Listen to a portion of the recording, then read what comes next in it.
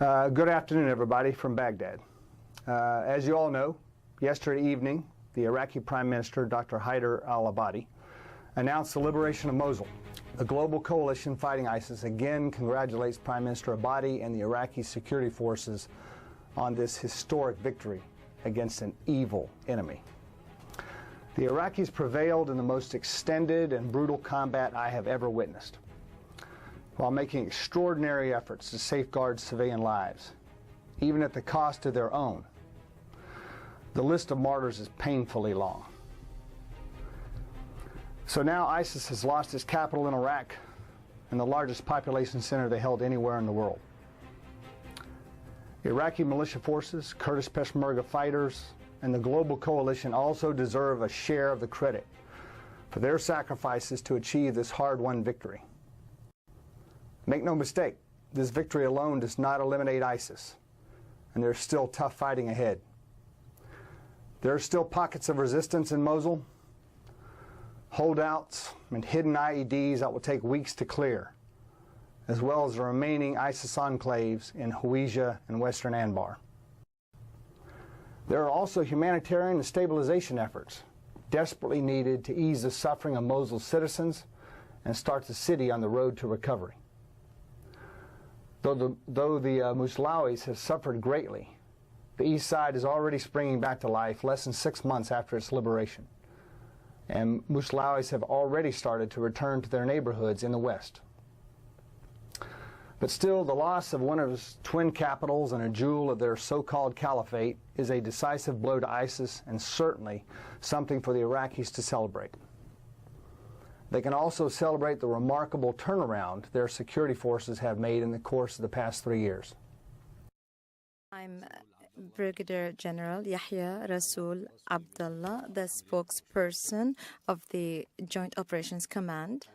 After the victory achieved by our heroes of the Iraqi forces and the defeat of ISIL, the terrorist organization. Quite frankly, when I talk about the battle to liberate Mosul, since most of the steps and phases of this battle, whether fighting at the east or the west bank, and the victories we achieved, and also when it comes to the west bank or the right bank, we achieved a number of victories at when it comes to the military operations. I was looking at the plans and the planning and the professional work of our forces from the beginning. That planning went through phases, and at times we stop to have some consideration for certain circumstances, or considering some of the changes based on the geography, the nature of the battle, and the enemy we're fighting, and according to what the military leaders are looking into and considering. But the long period taken by this battle is because of the reasons that we can explain as a Iraqi leadership with the guidance and directive of our Prime Minister, Dr. Haider al-Abadi, the commander of armed forces. Before the beginning of the military operation to liberate the city of Mosul, the purpose was to liberate the person, the human, before liberating the land itself. Therefore, we consider this a human victory before a victory of a location of a land. We liberated millions of people. We liberated them from terrorism, starvation, and the worst terrorist organization in the world known to humankind. And we did a great job by this victory. Our heroes, Iraqi forces in the Iraqi military and the counterterrorism services, and also the federal police forces. These are our heroes. In addition, the Peshmerga, these are other heroes, and also the popular mobilization forces. From the beginning, they were part of all our military operations to liberate the city of Mosul. This victory is a victory of a coalition that liberated large areas, that was, quite frankly, the most difficult areas to liberate because of the nature of our enemy. We're not forgetting here the role of our friends in the international coalition. They supported us in so many different ways.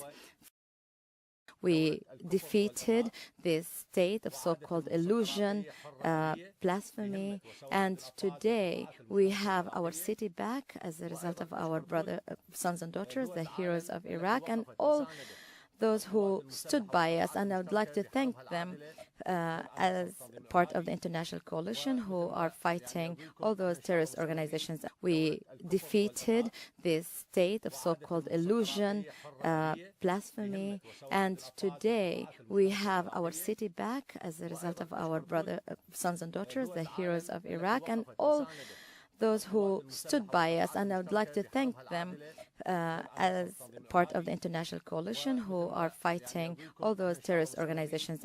The battle, it was fierce with these terrorist organizations. Therefore, this terrorist organization was trying to cause the most civilian casualties, knowing very well that militarily they've lost the Battle of Mosul and they will be eliminated. Contrary to what's been done by all those participating to liberate the city, they were very considerate of citizens and made sure to save human lives, and they wanted genuinely to liberate people from this terrorist organization. Therefore, they transferred hundreds of thousands of people to safety. Therefore, we won morally before we achieved military victory. Today, the Iraqi forces are the pride of the nation. Our heroic divisions, they recovered after, and they proved themselves that they recovered after these operations, and they liberated the Iraqi cities that's been occupied by foreign terrorist groups. We made careful selections of the military leadership. They are professional and extensive training, equipping, and coordination with coalition forces. Many divisions and forces been trained of street fighting and engineering and how to address the landmines, and all those bombings that's been put by the terrorist group. Therefore, that is why we had this victory. These heroes and our forces fought in an urban setting and protected their lives and their properties. No army can achieve what the sons of the Iraqi forces achieved. These are our heroes. Today, the coalition forces are fighting side by side to us, looking and realizing that they are working with their counterparts in a stifling heat. And the Iraqi hero, as a fighter, is standing there protecting the citizen and fighting a terrorist. No army can achieve what we achieve, and those belonging to the Iraqi army. Therefore, I salute them, I respect them. What they achieved in street wars, it's going to be something that's going to be taught in war colleges, in Arab world and the world entirely for years to come. On behalf of the coalition, I extend our most sincere condolences to the people of Iraq who have suffered so mightily at the hands of ISIS. We also offer our sympathies to the families of the brave soldiers, police, and commandos who have sacrificed so much to liberate their countrymen. We're also exceptionally proud of our partners, the Iraqi security forces. They imposed their will on ISIS, and they continue to root out its remnants. They stood strong through some very difficult days, and we congratulate them on this massive feat that matters not only to Iraq, but the destruction of the so-called caliphate also matters to the security of the region and our world community. And the Iraqis are liberating Iraqis, and they're attacking our common enemy. And the Iraqis have taken Mosul, giving it back to their people, the federal police, the Iraqi army, and the counterterrorism services. They're rooting through this extraordinarily damaged infrastructure, hunting down the remnants of ISIS, hunting down its leadership, continuing to recover and render safe its explosives caches, continue to exploit intelligence so that it can do precision work against its movement corridors. The Iraqi security forces had to take everything from ISIS. The Iraqi security forces are firmly in control. And over the last several months, the Iraqi security forces have progressively taken more and more of these neighborhoods, have progressively closed with and destroyed ISIS. They've liberated the populations that were shoved out in front of these fighting positions. And so the Iraqi security forces today remain bravely in Mosul. And the Iraqi security forces still incur great risk every day, yet they continue to do their jobs. There's a lot of work to be done. One, they need to continue to search for the remnants of ISIS-damaged core within Mosul, continue to disrupt whatever remains in terms of his active fighter support and threats to the people. Need to continue to clear and render safe all of these explosives and weapons that ISIS brought in. There's a lot of work that remains. And the Iraqi security forces are bearing down on that now to ensure that there's a durable enough, a self-sufficient enough security so that when the government of Iraq turns and starts to orient its focus toward its next objectives, it knows that it has got firm control of the security environment within Mosul. And so the focus right now is ensuring that those gains, which are still fragile in some areas, get locked down. And so Mosul still remains complicated. It's been through a lot over the past 3 years. ISIS has been immensely brutal to the people. And so right now there's a transition happening as the Iraqi security forces work towards security and stability and trying to set conditions for the government to extend its reach. But if you look at the east side is thriving. There's 24 power stations on the east side alone. 17 of them are already in operation, just 6 months removed from high-intensity ground combat. There's 9 water treatment plants on the east side. 4 of them are already delivering water to the people of Mosul, less than 6 months removed from high-intensity ground combat. That's extraordinary.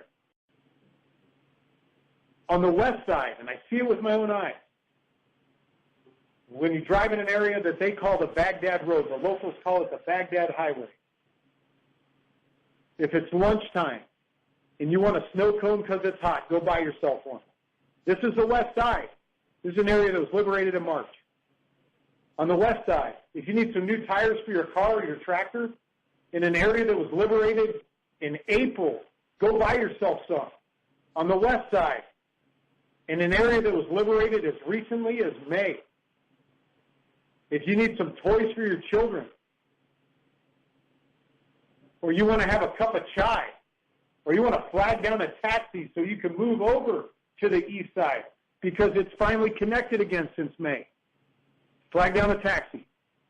But the Iraqi security forces are working hard day and night, and we're helping them to establish a security that's durable, that allows the government and the international community to extend its reach, deliver political goods, deliver essential services. But of course there's challenges. It's unrealistic to expect it to happen quickly. It's a process.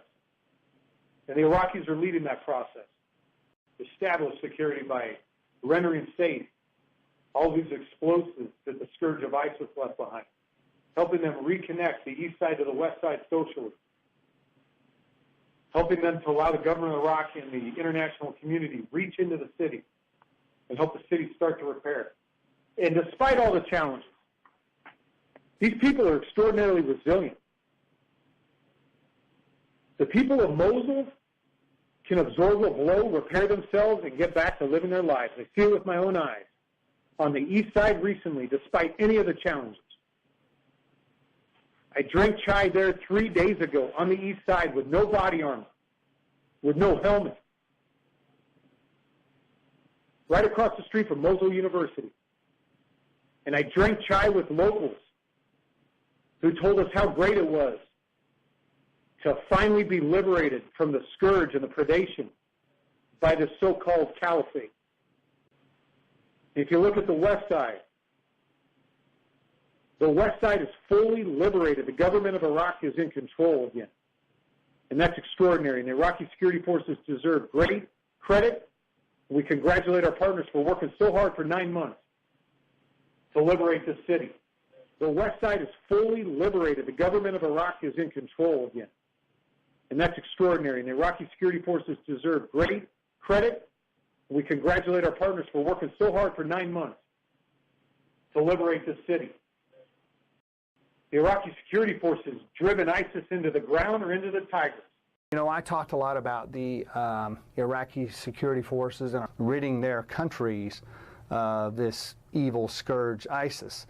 But they're also doing a humanitarian service to the region and to the world, and fighting and killing these fighters here in Iraq, chasing down these foreign fighters and killing them here is doing the entire world a service. And we should remember that.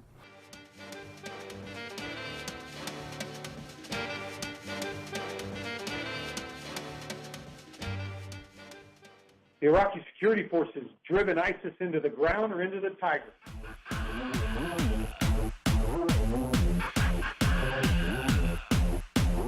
Party like a rock, so put your hands